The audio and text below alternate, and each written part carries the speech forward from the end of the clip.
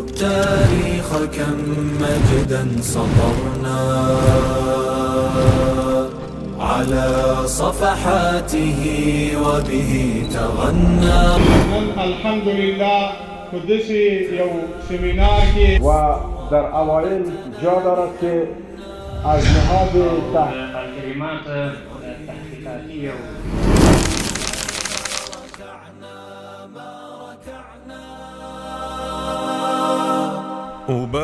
قدرمنو دي رسول الله صلى الله عليه وسلم سیرت دا ټول اهم ده او د نبی علیه الصلاة والسلام د سیرت هر برخه زموږ لپاره دا یو قدوه حسنه ده. رسول الله صلی الله علیه وسلم فرمایي وای ما تاسو ته دوه شیان پرېښي دي که چیرې تاسو په دې دوه شیانو باندې عمل وکړئ هېڅکله به ګمراه او بېلارې به نه شئ.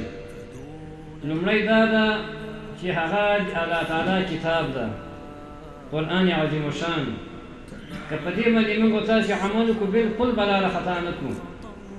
او دوهم د نبي علیه الصلاة والسلام مبارک سنت خپله دا د سیرت علم دا ټول د نبي علیه الصلاة والسلام هغه اقوال دي او افعال دي او تقریرات.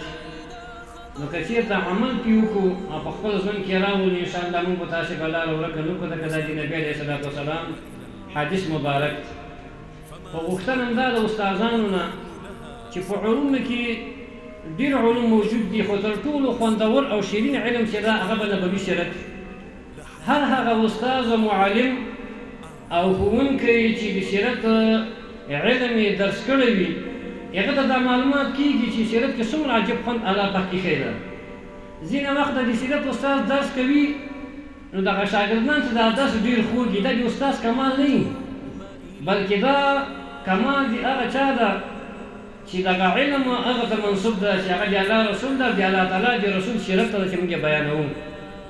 نو په هر صورت د سیرت هره برخه هره نقطه هره فقره دا اهمه ده. تغنى تهاب الأسد وطأتنا لأننا لغير الله كلا ما